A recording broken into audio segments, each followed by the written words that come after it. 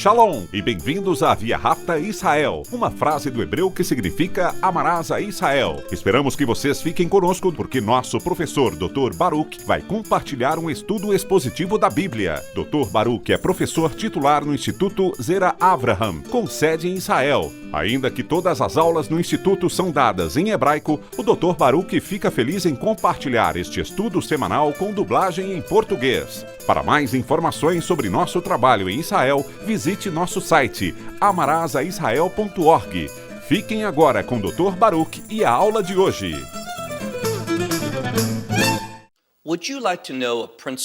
Você gostaria de conhecer um princípio que vai poupá-lo de muita frustração, dor e tristeza? Um princípio que dará propósito à sua vida, que o conduzirá na direção correta em vez de viver sem rumo nesta era. É muito simples. Concorde com Deus e não zombe das coisas de Deus. Ao contrário, valorize-as. Veja-as como preciosas. Veja-as como instrumentos que abençoam pessoas. Porque é isso que Deus está fazendo. Quando Ele revela algo, quando Ele age, todas essas coisas acontecem para que Ele possa abençoar as pessoas. Não zombe daquilo que Deus está fazendo, pois isso pode trazer bênçãos para a sua vida. Isso pode trazer propósito à sua vida. Pode dar direção e ajudá-lo a caminhar nos caminhos corretos, em vez dos caminhos de tristeza, que levam à morte e ao vazio. Então agora pegue sua Bíblia e vá comigo para o livro de Gênesis capítulo 21. O que veremos aqui é um relato da fidelidade de Deus. Deus é fiel à sua palavra. Isso será enfatizado fortemente nesta passagem e precisamos recebê-lo. E não apenas recebê-lo aqui em cima, na mente, mas recebê-lo no comportamento. Precisamos tomar decisões, percebendo que aquilo que Deus disse, Ele fará. Portanto, é melhor que eu concorde com Ele, para que eu possa experimentar a fidelidade de Deus, que é uma bênção. Em vez de experimentar que, mesmo quando somos infiéis, Deus permanece fiel. E quando somos infiéis e Deus é fiel, sabe o que acontece? Nós experimentaremos a fidelidade de Deus no juízo. Ele é fiel para julgar os incrédulos, porque a incredulidade leva à desobediência. A desobediência leva ao pecado. E o pecado traz toda essa tristeza, frustração, dor e perda. E sabe de mais uma coisa?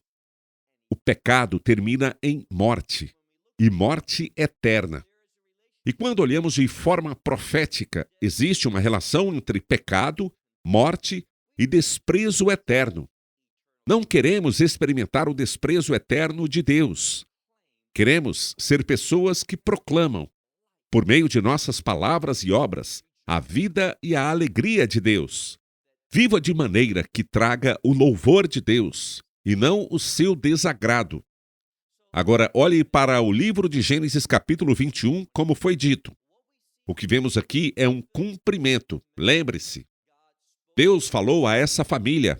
Estou falando de Abraão e Sara. E ele prometeu a eles que teriam um filho. Um filho nasceria para essa mulher idosa, para esse homem idoso, porque Deus disse que faria isso. Observe o versículo 1, Gênesis 21, versículo 1. E o Senhor visitou a Sara, como havia dito. Quero destacar duas coisas aqui. Neste capítulo, veremos que, quando o Senhor é mencionado, na maioria das vezes é usado o termo Elohim, que significa Deus. Mas quando este capítulo se inicia, encontramos a expressão O Senhor. E isso fala do Deus transcendente, o Deus que não está preso a nada, que não está limitado a nada. É o Deus Todo-Poderoso, onisciente, que faz além do que podemos imaginar. Quero dizer, ninguém pensava que Sara, o que veremos daqui a pouco, que ela teria um filho. Mas Deus disse isso. E agora veremos o resultado da sua promessa. Outra palavra importante aqui é a segunda que aparece no texto, que é pakad. Pakad, no hebraico moderno, significa fazer um depósito, depositar algo em algum lugar. E fala aqui sobre a ação de Deus, o mover de Deus. É por isso que, neste contexto, fala sobre a visitação de Deus. Mas isso simplesmente significa que Deus está agindo para cumprir a sua palavra. E é isso que deveríamos querer. Deveríamos desejar uma palavra boa, ou seja, uma palavra que esteja em concordância com a vontade de Deus. Então, o Senhor visitou a Sara, como havia dito. E observe, como havia dito, e o Senhor fez. Agora voltamos ao Senhor. O Senhor fez a Sara como havia prometido. Veja, isso é redundante. E a redundância nas Escrituras, na maioria das vezes, existe para dar ênfase. E Deus usa duas palavras, amar e diber. Ele disse e ele falou. E isso serve simplesmente para enfatizar a palavra de Deus. Deus é fiel à sua palavra. Com isso, deixe-me te perguntar uma coisa. Você realmente acredita nisso? Acredito que aquilo que Deus disse, e o melhor lugar para ouvir Deus é aqui, em sua palavra. Você acredita que as promessas deste livro são verdadeiras? Que aquilo que Deus diz, Ele cumprirá? E quando Ele cumprirá?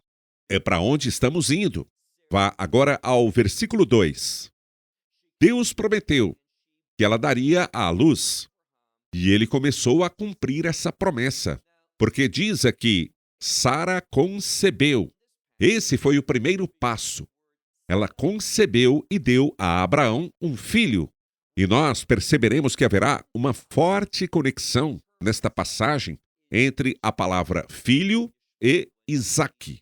Veremos apenas uma vez a palavra filho sendo usada em relação a Ismael, quando ele é mencionado indiretamente. Mas repetidas vezes, vemos que o termo filho está ligado a Isaque, essa criança que vai nascer. Mais uma vez, observe o texto. Sara concedeu e deu a Abraão um filho na sua velhice. A palavra usada aqui para velhice é zaquem. Zaquem significa ancião. E nas Escrituras, não apenas alguém que tem muitos anos, mas alguém que tem muita experiência. E dessa experiência vem a sabedoria. Veja só como muitos comentaristas rabínicos entendem essa passagem.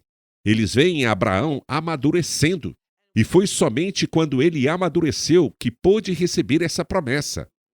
Esse é um princípio importante para nós. Deus quer que tenhamos muito mais do que hoje temos.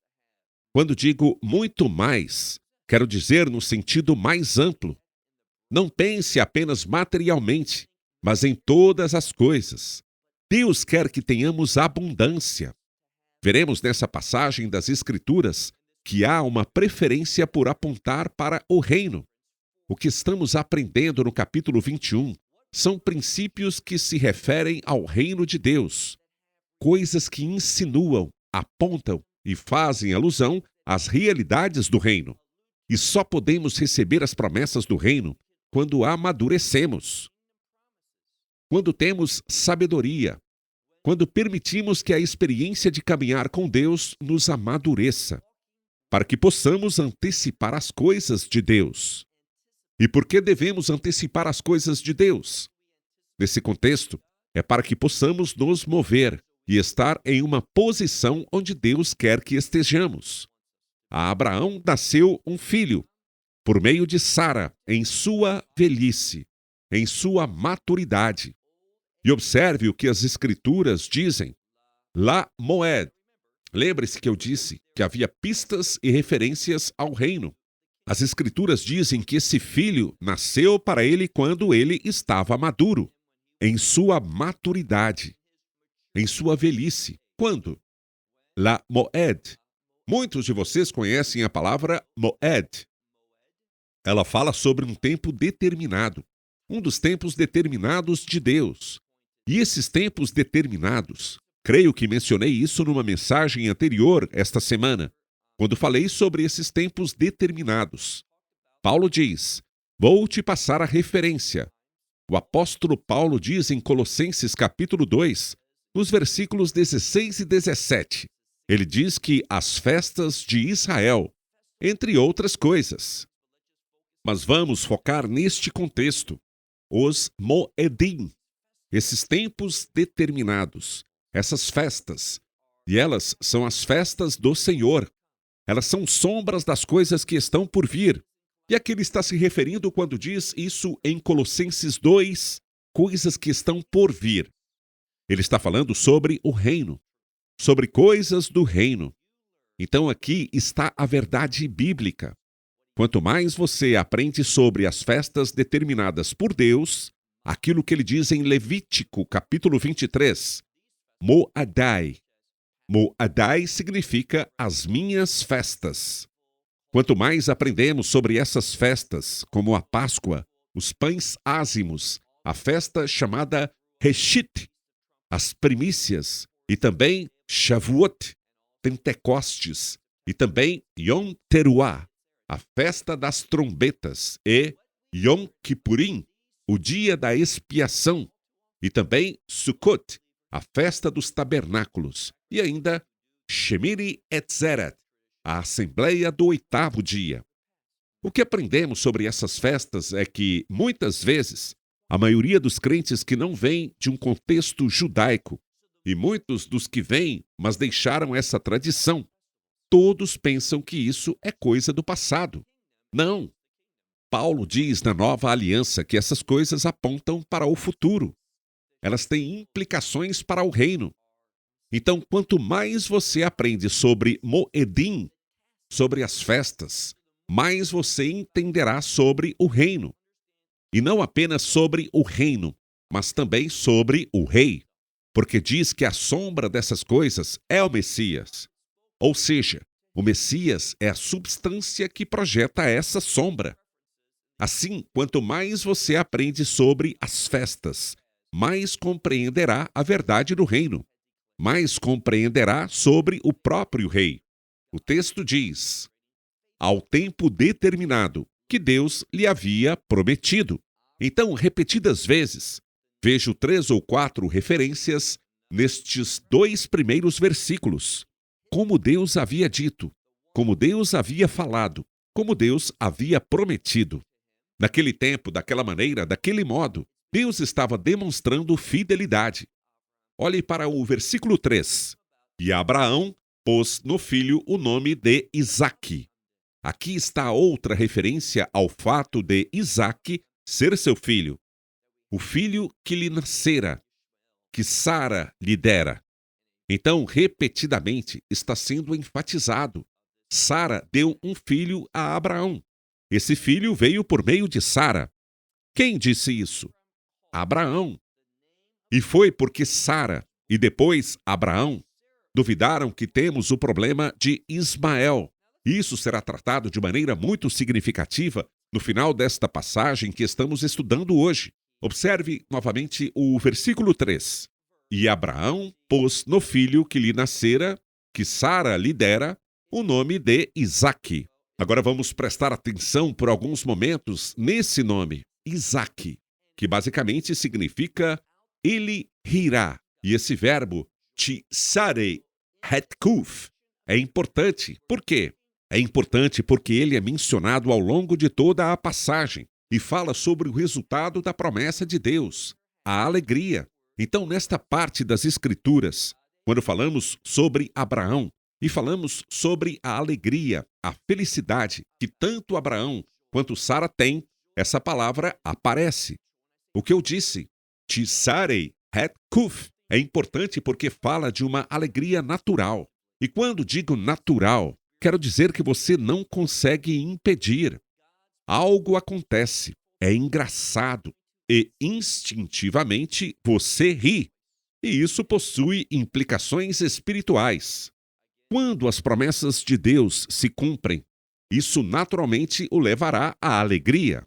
Muitas pessoas disseram que esse termo, novamente, Tsare Het Kuf, terá aquilo que poderíamos chamar de um contexto de adoração do reino. Então, Abraão diz: o nome dessa criança, desse filho que nasceu, será Isaque. Versículo 4. Aqui vemos uma conexão. E isso certamente é verdade no judaísmo até hoje. A criança recebeu seu nome quando recebe o Brit Milá, a circuncisão. Portanto, observe o versículo 4. E Abraão circuncidou Isaque, seu filho. Você percebe o quanto isso aparece várias vezes? Isaque é seu filho. Em um sentido carnal, vemos que Ismael também é. Mas quando se fala seu filho, está se falando da chave da herança, da chave da promessa. Assim, Abraão circuncidou Isaque, seu filho. Quando? No 8º dia, conforme Deus lhe havia ordenado. Deus ordenou ao povo, na Torá, que circuncidasse no 8º dia. Essa é uma referência que Abraão, o homem de fé, esse homem de fé está recebendo revelação da Torá. Isso é importante? Quando você caminha na fé, quando responde ao que Deus te revela, naturalmente você se tornará um recipiente da revelação da Torá. É assim que Deus agirá e conduzirá sua vida. E não se pode olhar simplesmente para esta passagem e chegar a qualquer outra conclusão. E você pode até dizer: mas espere um segundo. Não seria melhor dizer que quando caminhamos na fé somos guiados pelo Espírito? É a mesma coisa. E por que digo isso? Porque as Escrituras dizem isso. Aqueles que andam no Espírito cumprem a justiça da lei. Então, a justiça da lei. A lei não produz justiça. Ela não torna alguém justo, mas ela manifesta justiça naquele que anda em obediência a ela. Ela manifesta. Não é a fonte da justiça, é o resultado dela. Então, Abraão fez essa circuncisão no 8º dia. E isso é importante. Por que 8? Já falamos tantas vezes que o número 8 se refere à redenção. O número 8 é um número do reino. O 8 representa a restauração. Então, todas essas coisas estão sendo faladas aqui. E compreenda mais uma vez, caso não tenhamos dito o suficiente, também se refere à circuncisão. O que deve vir à sua mente? Apenas uma coisa: a morte da carne. Somente quando a carne está morta que podemos viver no Espírito. Somente quando a carne está morta que experimentaremos a restauração de Deus, que Ele irá restaurar as coisas que o inimigo tomou, porque acreditamos em mentiras, porque perseguimos promessas falsas em vez das verdadeiras promessas de Deus. Então, Abraão circuncidou Isaque, seu filho, no 8º dia, conforme Deus lhe havia ordenado. Versículo 5. E Abraão estava com 100 anos de idade quando Isaque, seu filho, lhe nasceu.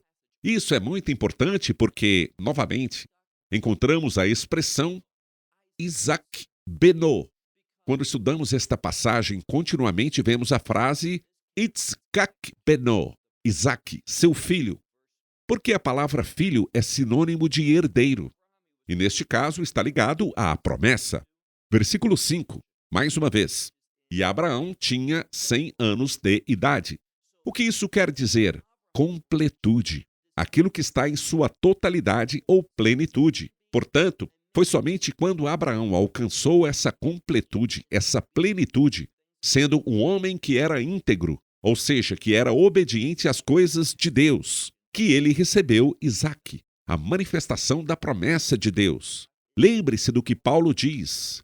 Isaque é o filho da promessa. Quanto a Ismael, ao qual chegaremos, ele é o filho da carne, o filho que não caminhou em obediência. Outra vez, ele tinha 100 anos quando Isaque, seu filho, lhe nasceu. Versículo 6. E Sara disse: Deus me encheu de riso. Essa é a mesma palavra da qual vem o nome Isaque. E o que acontece é, Sara agora está rindo de maneira diferente. Ela não está rindo, duvidando do que Deus disse, mas porque se tornou recipiente da promessa de Deus. Agora, ela não está fazendo isso por si mesma, mas ela está fazendo isso como uma expressão exterior, uma expressão de alegria. E aqui, mais uma vez, essa palavra está relacionada a uma expressão do reino. Dando sequência, ela está rindo e diz: Deus fez isso acontecer, e todos os que souberem disso, todos que o ouvirem, rirão. Na verdade, comigo ou para mim. As pessoas que se alegrarem com o que Deus fez terão uma experiência semelhante por causa de Sara.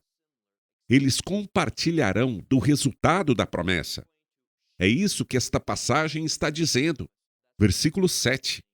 E acrescentou: Quem teria dito a Abraão? Quem diria a Abraão que Sara amamentaria filhos? Mas ela não amamentou filhos, apenas amamentou um. E aqui está a implicação. A promessa vai além. Por quê? Porque ela está falando pela fé. O que devemos fazer o tempo todo. E o que significa falar pela fé? Eu vou te dizer o que não é falar pela fé. Falar pela fé não é dizer, sabe de uma coisa? Eu quero isso. E porque eu quero isso, vou declarar fé sobre isso. E porque declaro fé sobre isso, Deus vai me dar. Isso não é fé de forma alguma. Isso é uma espécie de teologia mágica e não agrada a Deus. Não. Falar pela fé é o seguinte: Deus havia dito a essa família que ela teria um filho e que, através da semente, haveria uma nação mais numerosa que as estrelas do céu e mais numerosa que a areia da praia do mar. E por causa disso, preste bastante atenção, por causa disso ela está antecipando. Então ela não está mais pensando pequeno, ela não está duvidando de Deus. Ela está dizendo o seguinte: sabe de uma coisa? Vou amamentar filhos. Não apenas um, mas filhos. Pois eu lhe dei um filho na sua velhice, ou para sua velhice, ou na sua maturidade. Então, ela deu à luz um filho, que é o cumprimento da promessa de Deus. E é assim que precisamos ver esta passagem das Escrituras. Versículo 8. Agora Isaac está amadurecendo. Ele nasceu, e agora vemos uma referência a ele sendo amamentado por sua mãe. E percebemos esse progresso, esse crescimento, essa maturidade. Por que digo isso? Vamos ao versículo 8. E o menino cresceu e foi desmamado. Então ele deixou de ser amamentado e começou a comer alimento sólido. E Abraão deu uma grande festa no dia em que Isaque foi desmamado. Duas coisas precisam ser ditas sobre esta passagem. Primeiro, havia alegria. Abraão viu o desenvolvimento. Veja, à medida que Deus começa a agir para realizar coisas na sua vida, alegre-se. Permita que esse processo seja algo que o conduzirá à adoração. Você não precisa esperar até a conclusão para ser grato. Deixe-me dar um exemplo. Uma das minhas passagens favoritas das Escrituras é quando Davi aprendeu um princípio bíblico: fazer as coisas do jeito de Deus. Isso aconteceu porque ele queria fazer a coisa certa. Ele queria trazer a Arca da Aliança de volta para Jerusalém. Mas tudo começou de maneira errada. Ele fez isso humanamente, no âmbito natural, de forma sensata. Ele construiu uma agalá, uma carroça para transportar a arca. É assim que faríamos hoje, de maneira materialista, física. Mas não é assim que a palavra de Deus ordena. Então, somente depois de fracassar fazendo isso de maneira carnal, de maneira sensata, lógica, que mais tarde ele disse: eu vou mover essa arca de acordo com os princípios bíblicos. E ele fez que os levitas a carregassem com aquelas varas. varas que nunca poderiam suportar aquele peso. Contudo, é Deus quem manifesta o sobrenatural por meio da arca. E eles deram 6 passos. E eles tinham, sabemos onde estavam. Eles tinham um lugar chamado Kiriat Jearim, ou poderíamos dizer a cidade da floresta. E podemos ir até essa região hoje, onde existe uma moderna Kiriat Jearim, a oeste de Jerusalém, no caminho para Tel Aviv. São cerca de 12 milhas, aproximadamente 20 quilômetros. E pense assim, se você tivesse de caminhar 20 quilômetros, 12 milhas, quantos passos seriam? Provavelmente alguns milhares ou mais. Mas Davi, depois de 6 passos, parou. E eles tiveram um grande momento de adoração. Esse é o princípio aqui. Quero dizer, a promessa e sua plenitude ainda não aconteceram. Mas vemos estágios. Dê graças a Deus. Adore-o durante todo o processo. Não apenas quando ele é concluído. Porque, sabe de uma coisa? Às vezes, a jornada é tão importante que não podemos perder de vista a jornada focando apenas no ponto final. A jornada é onde experimentamos Deus de forma incontestável. Assim, Abraão, observe novamente o versículo 8. Ele deu uma grande festa no dia em que Isaque foi desmamado. E Sara viu, preste atenção, que o filho de Hagar, a egípcia, que ela havia dado a Abraão. E o que esse filho estava fazendo? Bem, esse filho estava, e aqui vemos uma forma diferente da palavra de onde vem o nome Isaque. Em vez de rir, em vez de alegrar-se, temos um termo que significa zombar. Então, ele não estava se alegrando com esse progresso, ele estava zombando de Isaque. E isso é muito importante, porque este é o espírito de Hagar. Porque Hagar, lembra-se do que ela fez? Quando ela teve Ismael, quando foi ela quem deu um filho a Abraão. Como é dito aqui, o que ela fez? Ela começou a se exaltar sobre Sara. Ela se colocou nessa posição. E aqui está o que chamamos de uma teologia da substituição. E qualquer forma de teologia da substituição é uma má notícia. Ela disse, a Sara está fora e eu estou dentro. E isso é contrário à promessa de Deus. As pessoas querem dizer, Israel está fora e nós dentro. Bem, essa é a mesma teologia desprezível, apenas de outra forma. Então, ela tinha essa atitude zombadora em relação a Sara. E agora seu filho, com esse mesmo caráter, zombará do outro filho, que é Isaque, o filho de Abraão. Versículo 10. Sara viu isso e disse a Abraão. Como resposta a isso, veja o versículo 10. Livre-se daquela escrava e do seu filho. Ela não disse seu filho, ela disse o filho da escrava. E esta é conhecida como a escrava egípcia. Quando você pensa no Egito, o que vem à sua mente? 2 coisas, o exílio e o mundo. O mundo e o exílio não são coisas do reino. Não. Mas a redenção está relacionada às coisas do reino. Então, Hagar está invertendo as coisas. Sara entendeu corretamente. E ela disse, livre-se daquela escrava e do seu filho.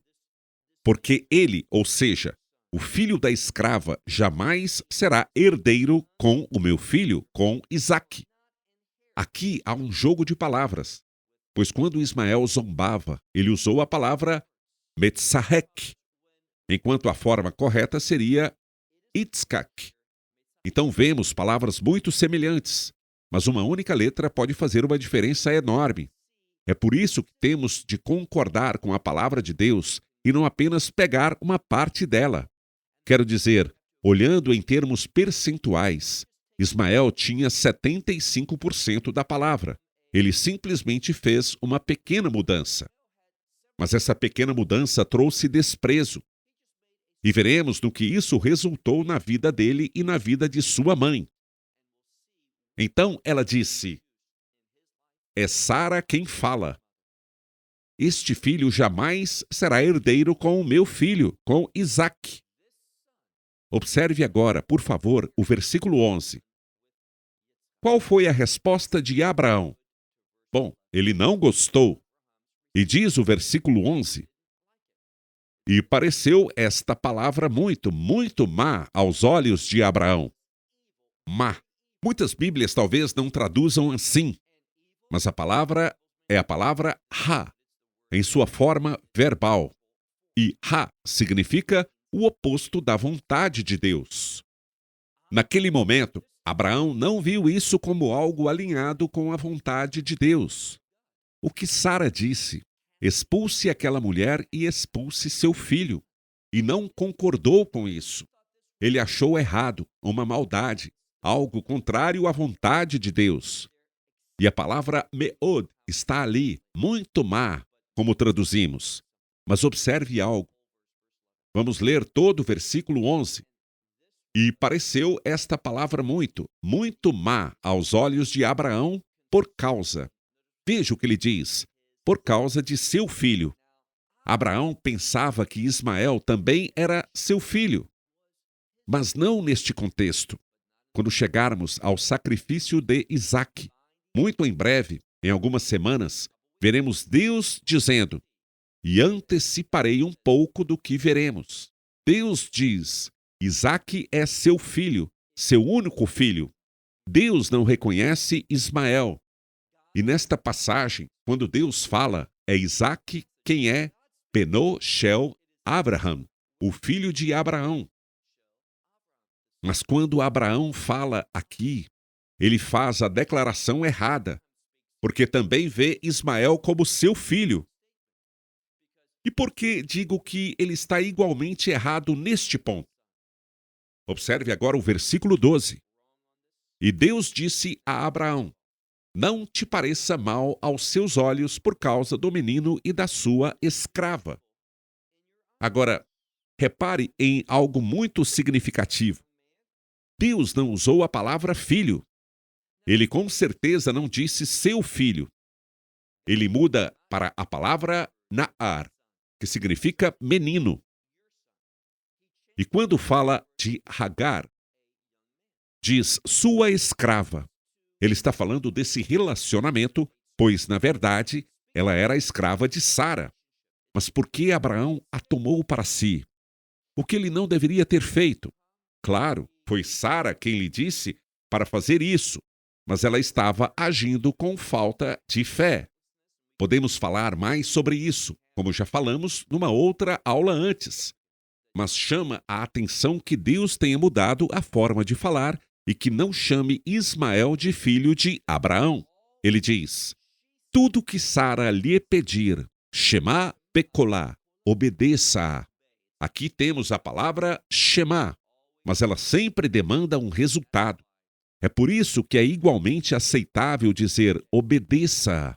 Repetindo: em tudo que Sara te pedir, ouça a sua voz, porque em Isaque será chamada a sua descendência.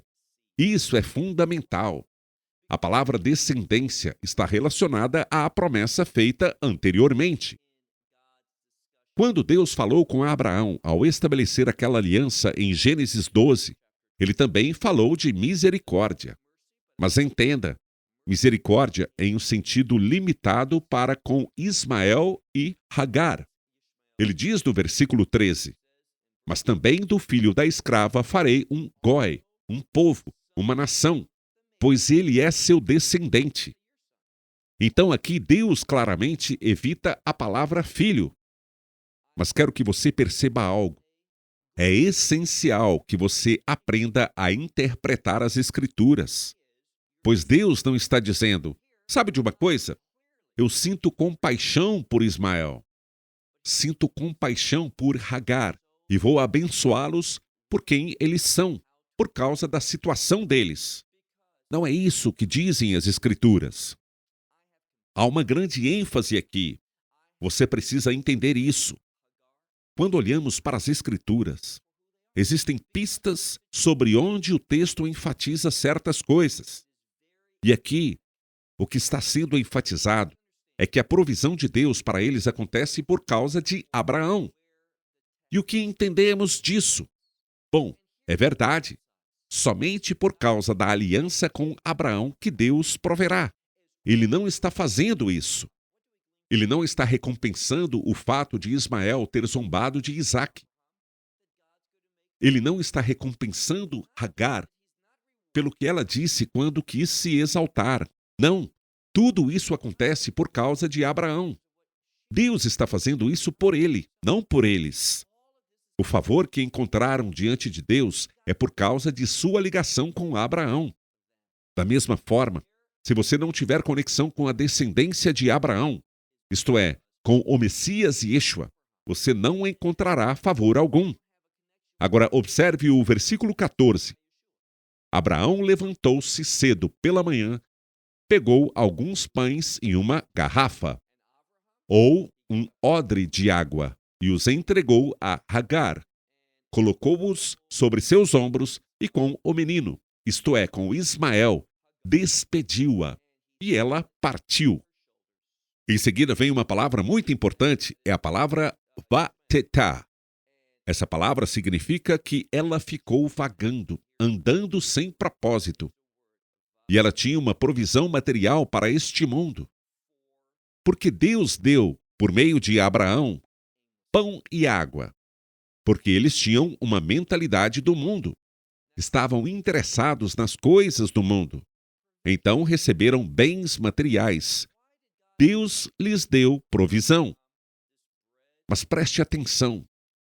A provisão do mundo é limitada. Ela acaba. E no fim leva à morte. Ora, ela está assim, vagando sem rumo e sem propósito. Mas aqui está a verdade, o princípio bíblico. Quando você zomba das coisas de Deus, quando despreza as promessas de Deus, quando não se submete à palavra de Deus, o que acontece? Você não terá direção em sua vida. Você viverá sem propósito, ou simplesmente sem um propósito adequado. E você andará de um lado para o outro, procurando, tentando encontrar, mas não encontrará. Continuando, ela ficou vagando pelo deserto de Berseba. Versículo 15. O que eu te disse? Quando acabou a água da vasilha, ela deixou o menino, isto é, o seu filho, debaixo de um arbusto. Então, ela o colocou ali, pois provavelmente estava exausto. A água tinha acabado, fazia calor, e ela simplesmente o deita debaixo de um dos arbustos. Mas ela fez isso para escondê-lo. E sempre que coisas são escondidas, é porque há algo desprezível, algo vergonhoso. Estamos vendo os resultados do quê? Do fato de ele zombar das promessas de Deus. Então, ela deixou o menino debaixo de um arbusto. Versículo 16. E ela foi sentar-se, Meneget Har-Het. Isto é, ela se assentou longe. Ela não queria estar perto daquilo que seu filho Ismael iria enfrentar. E diz aqui que ela estava longe. A que distância? Kim Tahavé Keshet. Basicamente, à distância de um tiro de arco, porque dizia, não quero ver o menino, esta criança, morrer. Então, ela se sentou diante. E quando digo diante, é diante da situação. Ela se sentou, levantou sua voz. E o que ela fez depois? Ela chorou. Agora, mais uma vez, princípios. Ela zombou de Sara. Ela quis substituir. Quis mudar o propósito de Deus para algo que a agradasse. Algo que parecia certo aos seus próprios olhos. E esse espírito, essa mesma mentalidade, vemos sendo passada para a próxima geração, para seu filho Ismael. E o que isso gerou? Acabou produzindo uma vida sem rumo, uma vida sem propósito. Alguém indo de um lado para o outro. Alguém que tem o quê? A morte diante de si. Nós veremos o que Deus fará nessa situação. à medida que dermos continuidade na próxima semana. Mas eu sugiro que você leia novamente, que ore sobre esse texto e perceba esses princípios que compartilhei, discernindo como a palavra de Deus age para revelar essas verdades bíblicas. E Deus é um Deus maravilhoso.